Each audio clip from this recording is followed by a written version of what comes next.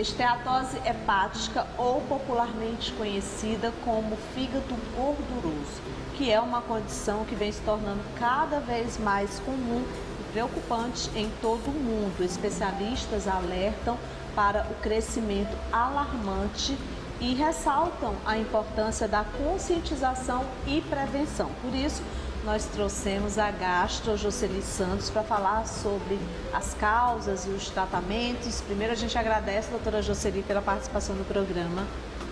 Obrigada a você pelo convite. É sempre um prazer. Seja sempre bem-vinda, viu?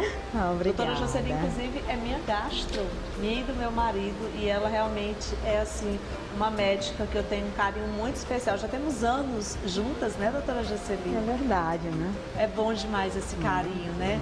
Esse respeito que a gente tem pelos profissionais da saúde no nosso estado. Eu posso falar para vocês que eu sou muito grata a Deus por apresentar o programa Canal Saúde há tantos anos aqui na Rede Meio Norte e poder estabelecer para você que está do outro lado da telinha uma conscientização do quanto que a prevenção é sempre a melhor solução, né, doutora? Com certeza. Sobretudo, eu acho assim muito importante, né, que a Meio Norte tenha escolhido no seu canal de saúde falar sobre a infiltração gordurosa do fígado, porque nós estamos no mês de julho, que é o julho amarelo, em que a gente trata das hepatites virais. Mas não deixa de ser um tópico muito importante, porque a infiltração gordurosa do fígado, a esteatose hepática, ela também é causa de uma hepatite, não viral, mas de uma hepatite provocada pela presença da gordura dentro do fígado. Doutora Jocely, quais são os principais fatores de risco para o desenvolvimento da esteatose hepática? Cada vez mais a gente vê que o mundo inteiro está preocupado com essa situação, preocupados aí com essa situação, né? Realmente muito preocupante, porque é uma doença silenciosa, né? Raramente o paciente vai apresentar sintomas.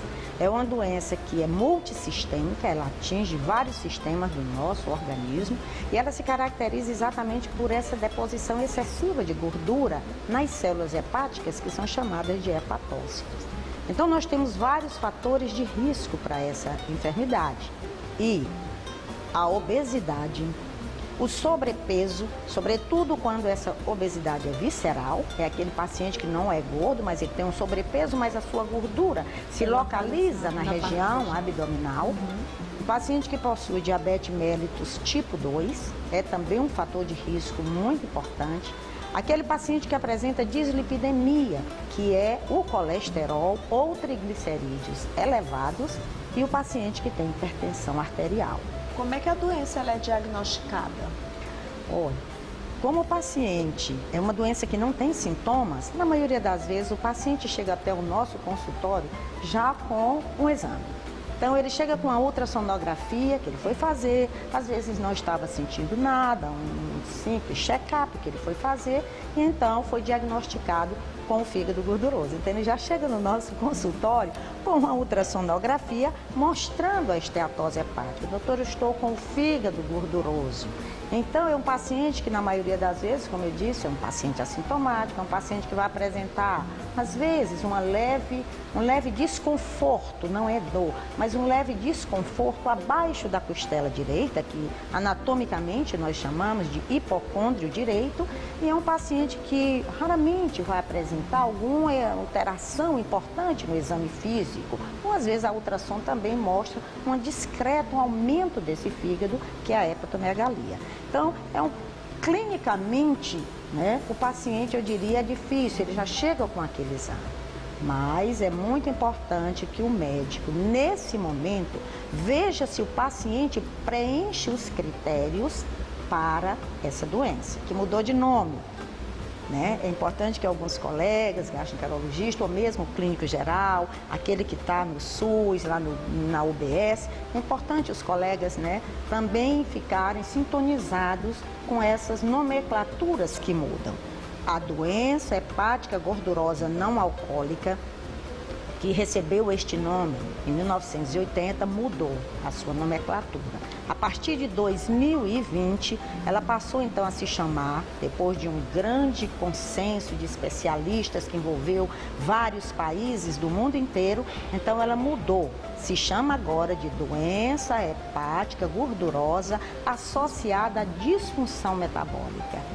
Porque antigamente, vários pacientes não tinham nenhum relacionamento com álcool, não usavam álcool, ou se usavam eram muito pouco, mas possuía esteatose hepática. Sim. Era o paciente que não era obeso, não era gordo, às vezes nem sobrepeso tinha, mas ele tinha esteatose hepática. Então houve a necessidade da mudança dessa nomenclatura. Então a gente tem que ver se o paciente preenche os critérios para essa nova nomenclatura que eu falei, o MAFLD, que é da língua inglesa, mas que traduzindo seria a doença hepática gordurosa associada à disfunção metabólica.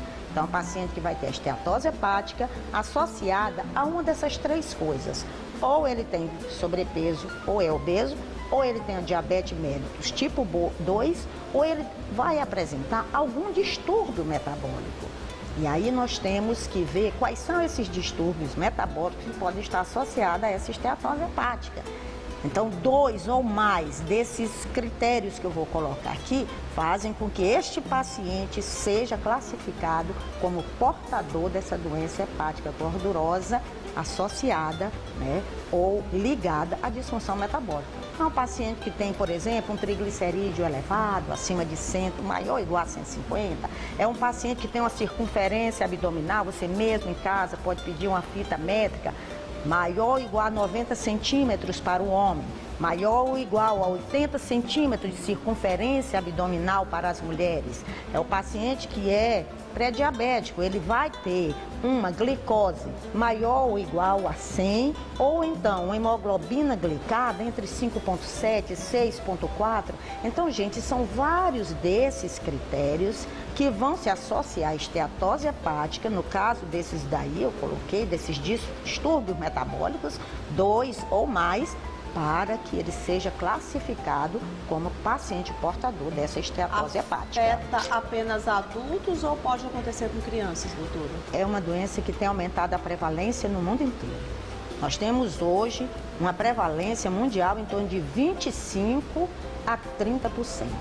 Aqui no Brasil é maior ainda. A nossa prevalência chega em torno de 35% da população geral. E isso tem aumentado, sobretudo, nas faixas etárias menores ainda, crianças e adolescentes que cada vez mais estão apresentando esteatose hepática. Por quê? Em primeiro lugar, o aumento do peso, a obesidade, o sobrepeso nas crianças, aqui no Brasil, tem aumentado enormemente. E associado a isso, aos distúrbios metabólicos que eu falei. Doutora, quais são as medidas preventivas recomendadas para reduzir o risco do desenvolvimento? Olha, a primeira medida que nós temos que ter é a mudança do estilo de vida. Então, o paciente que tem esteatose hepática, ele tem que lembrar que a esteatose hepática é uma doença evolutiva. A esteatose hepática, ele tem infiltração de gordura no fígado, maior do que 5% dos hepatócitos, na maioria das vezes as transaminases, que são aquelas enzimas que vão indicar inflamação no fígado, elas estão normais porque ele tem só aquela pequena quantidade de gordura no fígado. Se você não trata isso, essa persistência da gordura no fígado, mesmo que ela não aumente, vai causar uma inflamação no seu fígado. Aí de uma simples esteatose você vai ter uma hepatite, chamada de esteatohepatite, onde você já vai ter um dano hepático. As células do fígado, com aquela presença da gordura persistente, vão inflamar, vão morrer, e esse dano hepático vai gerar uma fibrose. Então, esses pacientes que já chegam no nosso consultório nessa fase da hepatite provocada por essa infiltração de gordura, ainda tem jeito. E é muito importante esse tratamento que eu vou especificar, mas só queria falar que é uma doença evolutiva. Era uma simples esteatose, evoluiu para a esteatohepatite, que não tratada vai para a cirrose hepática, igual ao do alcoólatra. Então, não tente minimizar, dizendo, não, eu tenho só um pouquinho de gordura no fígado. Não é assim. Não tratada, ela vai evoluir. E acha também, né, doutora Jocely, que pelo fato de não tomar bebida alcoólica, ela não vai evoluir. Porque Exatamente. Quando a gente fala, por exemplo, aí da cirrose, né, porque já é lá, chegando ao último estágio, a gente pode dizer assim, doutora Jocely, já fica realmente essa situação. Eu nunca bebi, nunca consumi bebida alcoólica, uma criança pode ter essa doença, então realmente é muito sério. E uma coisa que a doutora Jocely falou, isso está muito ligado ao nosso hábito de vida. E aí a gente volta a falar naquele assunto que eu estou sempre falando aqui no programa e que vocês ficam dizendo, eita Carla, você fala só nisso, mas é porque é verdade. Qualidade de vida, alimentação saudável é muito importante, a gente tem que se ater a isso. A atividade física, né, doutora Jocely? Exames preventivos, pelo menos uma vez por ano, não custa nada, faz um check-up para ver como é que está tudo. Mas é muito importante que esses pacientes vejam que eles podem evitar chegar até a cirrose. Exato. Porque a cirrose é um dano irreversível. É um paciente, é um fígado que não tem mais volta. A principal causa hoje de transplante de fígado nos Estados Unidos é pela esteatose hepática. Então, nós temos que ver que chegou a cirrose, o último estágio será o câncer de fígado. É essa evolução natural de uma esteatose hepática para uma esteatohepatite, para a cirrose, para o câncer. É a história natural da infiltração de gordura no fígado. Por isso, o tratamento, em primeiro lugar, é você diminuir o seu peso. Aí você vai ter que associar não só atividade física aeróbica, como de resistência.